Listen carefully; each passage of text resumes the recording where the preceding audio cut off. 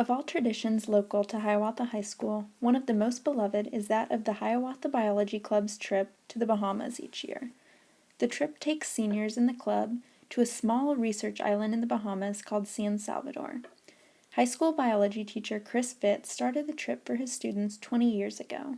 His wife Michelle had found a flyer advertising a trip to a Bahamian field station, which was being led by the professor that Vitt had completed his master's program under. Vitt started the biology club at Hiawatha High School so that his students would be able to experience this amazing opportunity and get a taste of the island life while identifying and learning about various fish, plants, and other organisms local to the island of San Salvador. Hiawatha High School is actually the only high school in the nation that gets to take this trip and stay at the Gerace Research Center.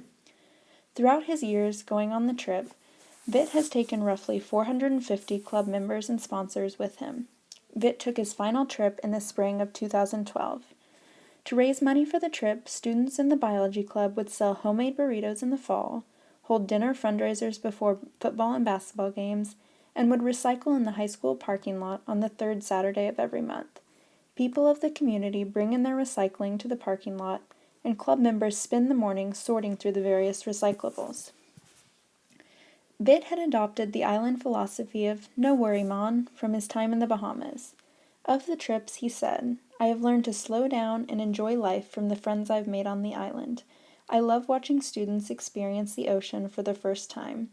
Some of Vitt's most memorable moments of the trip are one year when the group experienced a hurricane while on the island and had to seek cover and wait it out, and from his 2010 trip when he broke 3 ribs getting on the boat after snorkeling.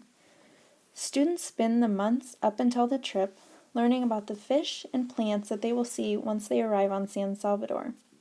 They fly out of Kansas City to Atlanta, Georgia, from Atlanta to Nassau, Bahamas, and from Nassau to the small island of San Salvador. They stay in the facilities at the Gerace Research Center, either in the dorms or larger rooms. The center uses only rainwater that they catch for water, so showers must be quick and efficient.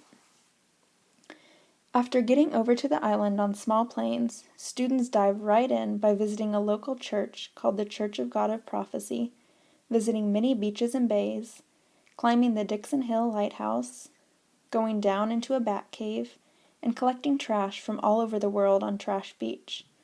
Throughout their week on the island, they also visit the local high school, view the monument where Christopher Columbus landed, visit Fortune Hill Plantation and Watlings Castle, take a boat ride to Iguana Island, snorkel in many areas, and body surf. Snorkeling allows the students to get an up-close look at the many fish and plants they have been studying for months. At the end of the week, Vitt then has the students take a test to receive a college credit for marine biology. Common sea creatures and fish the students see are cushion and brittle sea stars, brain coral, sergeant majorfish, sea anemone, conch shells, queen angelfish, trumpetfish, porky sea fingers, red heart urchins, barracuda, blue tang, triggerfish, sand dollars, and even stingrays. Occasionally, groups will even see a shark or two. Usually they're the smaller sharks known as nurse sharks. Students also enjoy swimming to the Wall, which is a spot about a half-mile out from shore where the sea bottom drops off significantly. On one of the last nights, the group builds a bonfire and goes night diving to snorkel with flashlights and see creatures in a new way altogether. Typically, one of the students' favorite parts is body surfing, where they ride the waves out in the ocean and get pushed up into the sand.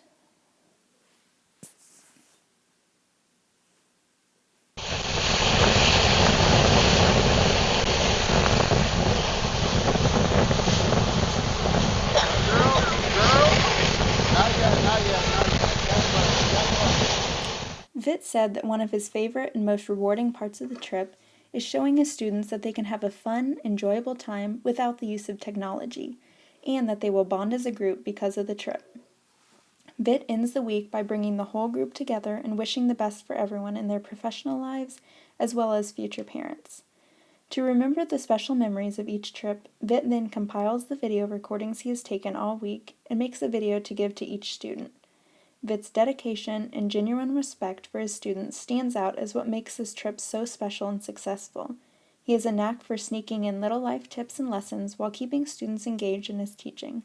Hiawatha's community has been greatly blessed to have him lead this trip for 18 years. Hopefully in the future, someone else will feel driven to lead the Hiawatha Biology Club so that even more students get to experience this trip of a lifetime.